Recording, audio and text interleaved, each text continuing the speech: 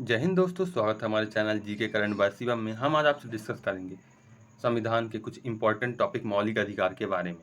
तो चलिए स्टार्ट करते हैं। तो पहले ये जानते हैं कि मौलिक अधिकार कहाँ के संविधान से लिया गया। तो संयुक्त राज्य अमेरिका के संविधान से मौलिक अधिकार लिया गया। कहाँ से? संयुक्त राज्य अमेरिका से। तो संविधान के किस भाग में मौलिक अधिकार उल्लेखित किया गया है? तो भाग 3 में मौलिक अधिकार का उल्लेख किया गया है। किस भाग में? भाग 3 में। किसी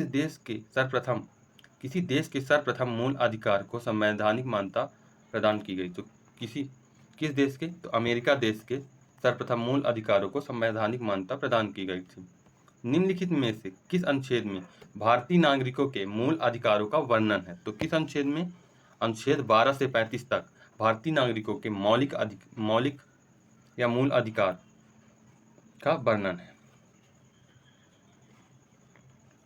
भीमराव अंबेडकर ने भारतीय संविधान के किस भाग का सर्वाधिक प्रकाशित कहे थे? तो किस भाग को? भाग 3 को। भीमराव अंबेडकर ने भारतीय संविधान के किस भाग को सर्वाधिक प्रकाशित भाग कहे थे? तो भाग 3 को। किसे? मौलिक अधिकार को सर्वाधिक प्रकाशित भाग कहे थे।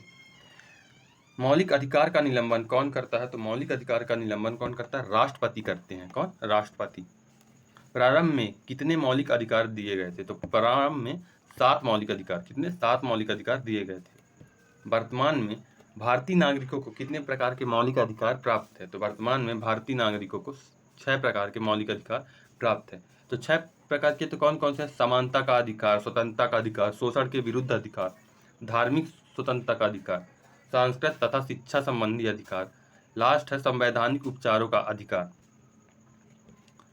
संविधान के भाग 3 में कुल कितने अनुच्छेद में मूल अधिकारों का वर्णन है? तो अनुच्छेद 24 में, कुल अनुच्छेद 24 में मूल अधिकारों का वर्णन है। भारतीय संविधान के न्यायालय में कौन प्रवर्तनीय है? तो कौन प्रवर्तनीय है? मूल अधिकार प्रवर्तनीय है। मूल अधिकार प्रवर्तनीय है। भारतीय संविधान में मौलिक अधिकार है तो क्या है? मूल संविधान का हिस्सा मौलिक अधिकार है। मौलिक अधिकार को लागू करने का दायित्व किस पर है? तो मौलिक अधिकार को लागू करने का दायित्व उच्च न्यायालय या उच्चतम न्यायालय या उच्च न्यायालय दोनों का है। किनका किनका? उच्चतम न्यायालय और उच्च न्यायालय दोनों का है। निम्नलिखित में से कौन मौलिक अधिकार के बारे में सुनवाई करने का अधिकार दिया जाता है? तो निम्नलिखित में से किसको मौलिक अधिकार के बारे में सुनवाई करने का अधिकार दिया जाता है? तो किसे? सर्वोच्च न्यायालय को मौलिक अधिकार के सुनवाई करने का अधिकार है। संवैधानिक में उद्घोषित मौलिक अधिकार के में किसके द्वारा संशोधन किया जाता है? तो संविधान में उद्घोषित मौलिक अधिकार में किसके द्वारा संशोधन किया जा सकता है? तो संसद द्वारा मौलिक अधिकार में संशोधन किया जा सकता है।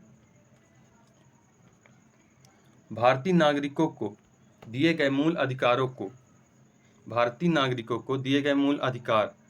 निलंबित किया जा सकता है। भारतीय नागरिक को दिए गए मूल अधिकार निलंबित किया जा सकता है। भारतीय संविधान के मूल अधिकार का सहायक कौन है? तो भारतीय संविधान के मूल अधिकार का सहायक न्यायपालिका है। क्या? कौन है? न्यायपालिका। संविधान का कौन सा अनुच्छेद छुआछूत उन्मूलन से संबंधित है? तो कौन सा अनुच्छेद? अनुच्छेद 17 अस्पृश्यता का अंत करता है। अनुच्छेद 17। निम्नलिखित में संविधान के कौन से अनुच्छेद में किसी भी रूप में अस्पृश्यता निषेध के प्रावधान है? तो कौन से अनुच्छेद में? ये भी अनुच्छेद 17 का है। समानता का अधिकार भारतीय के लिए सुनिश्चित करता है। समानता का अधिकार भारतीय के लिए क्या सुनिश्चित करता है? तो समानता का अधिकार भारतीय के लिए सुनिश्चित करता है तो सामाजिक समानता सुनिश्चित करता है। क्या करता है? समानता का अधिकार धार्मिक, आर्थिक और सामाजिक समानता, यह सभी समानता का अधिकार सुनिश्चित करता है। निम्नलिखित में से कौन सा अनुच्छेद अलग वर्ग में आता है? तो निम्नलिखित में से कौन सा अनुच्छेद अलग वर्ग में आता है? तो कौन सा अनुच्छेद? अनुच्छेद 19 अलग वर्ग में आता है। अनुच्छेद 19 स्वतंत्रता का अधिकार में आता है। बाकी यह समता एवं समानता के अधिकार में आते हैं। आर्टिकल 14 से 18 समानता के अधिकार में आता है। भारतीय संविधान के कौन से अनुच्छेद में विधायन सत्ता पर पूर्ण नियंत्रण लगाता है? भारतीय संविधान के कौन से अनुच्छेद में विधायन सत्ता पर पूर्ण नियंत्रण लगाता है? तो अनुच्छेद 16 अनुच्छेद 16 के तहत लोक नियोजन के विषय में अवसर की समानता। राज्य के अधीन किसी पद पर नियोजन या नियुक्ति के संबंधित विषयों पर सभी नागरिकों के लिए अवसर समान होगी, चाहे वो ST SC या पिछड़ा वर्ग हो। निम्नलिखित में से किस मामले में उच्च न्यायालय और उच्चतम न्यायालय की अधिकारिता में आते हैं? तो किस मामले में उच्चतम न्यायालय या उच्च न्यायालय अधिकारिता में आते हैं? तो मूल अधिकार के परिवर्तन में उच्चतम न्यायालय उच्च न्यायालय दोनों शामिल होते हैं। मौलिक अधिकार में निलंबन का आदेश कौन देता है? तो मौलिक अधिकार में निलंबन का आदेश राष्ट्रपति देते हैं। कौन? राष्ट्रपति। मौलिक अधिकार पर आवश्यक प्रतिबंध लगाने का अधिकार किसको है? तो आवश्यक प्रतिबंध लगाने का अधिकार किसको है? सांसद को है। किसको? सांसद को। मौलिक अधिकार का प्रमुख उद्देश्य क्या है? तो व्यक्तिगत स्वतंत्रता को सुनिश्चित करना मौलिक अधिकार का प्रमुख उद्देश्य है। मूल अधिकारों को प्रवर्तित करने की शक्ति किसको प्राप्त है? तो मूल अधिकारों को प्रवर्तित करने की शक्ति किसे है? उच्चतम न्यायालय या उच्च न्यायालय।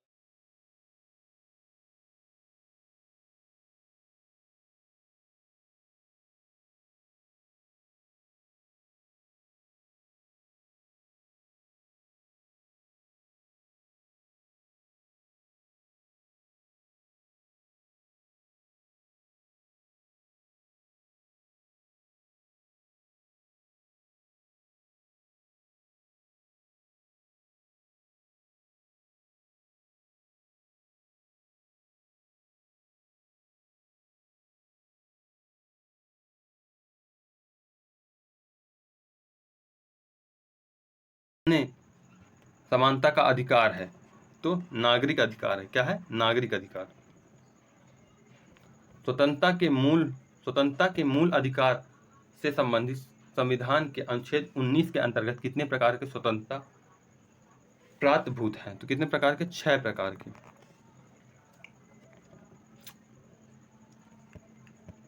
किन अनुच्छेदों में स्वतंत्रता का अधिकार वर्णित है? तो अनुच्छेद 19 से 22 में स्वतंत्रता का अधिकार वर्णित है।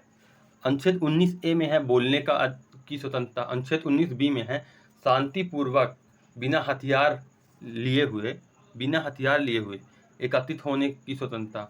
19C में है संघ बनाने की स्वतंत्रता। और अनुच्छेद 20 में है अपराधों के लिए दोष सिद्ध के संबंध में संरक्षण। अनुच्छेद 20 में है। अनुच्छेद 19 में उल्लेखित स्वतंत्रता किसको प्राप्त है? तो भारतीय नागरिकों को अनुच्छेद 19 में उल्लेखित स्वतंत्रता प्राप्त है। तो किनको? भारतीय नागरिकों को। निम्नलिखित में से भारतीय संविधान अनुच्छेद 21 किसको संरक्षण प्रदान करता है? तो अनुच्छेद 21 किसको संरक्षण प्रदान करता है? कार्यपालिका और विधायिका के विरुद्ध। निम्नलिखित में से भारतीय संविधान अनुच्छेद 21 किसको संरक्षण प्रदान करता है? तो कार्यपालिका और विधायिका के विरुद्ध संरक्षण प्रदान करता है। निम्नलिखित में से भारतीय संविधान का कौन सा अनुच्छेद प्रेस स्वतंत्रता से संबंधित है? तो अनुच्छेद 19 प्रेस स्वतंत्रता से संबंधित है। निम्नलिखित में से भारतीय नागरिकों को स्वतंत्रता से संबंधित कौन सा सही अधिकार है? तो कौन सा सही अधिकार है? भाषण तथा विचार व्यक्त करने का अधिकार।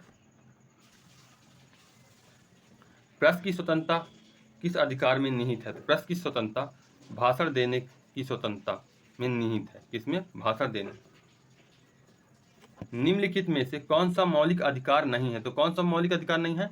हड़ताल पर जाने का अधिकार मौलिक अधिकार नहीं है। हड़ताल पर जाने का अधिकार मौलिक अधिकार नहीं है। भारतीय संविधान का कौन सा अनुच्छेद किसी व्यक्ति को विदेश यात्रा करने का अधिकार प्रदान करता है? तो अनुच्छेद 21 विदेश यात्रा करने का अधिकार प्रदान करता है। और 21 का में क्या है? 6 से 14 वर्ष के बच्चे को, समस्त बच्चों को शिक्षा प्रदान करना अनुच्छेद 21 का में है। इसका संशोधन कब हुआ था? 86वां संविधान संशोधन 2002। भारतीय संविधान के किन अनुच्छेद में शोषण के विरुद्ध अधिकार वर्णित है? तो किस अनुच्छेद में शोषण के विरुद्ध अधिकार वर्णित है? तो 23 से 24। 14 से 18 समानता का अधिकार, 19 का स्वतंत्रता का अधिकार, 19 से 22 स्वतंत्रता का अधिकार और 23 से 24 शोषण के विरुद्ध अधिकार और 25 से 28 धार्मिक स्वतंत्रता का अधिकार वर्णित है। मौलिक अधिकार के अंत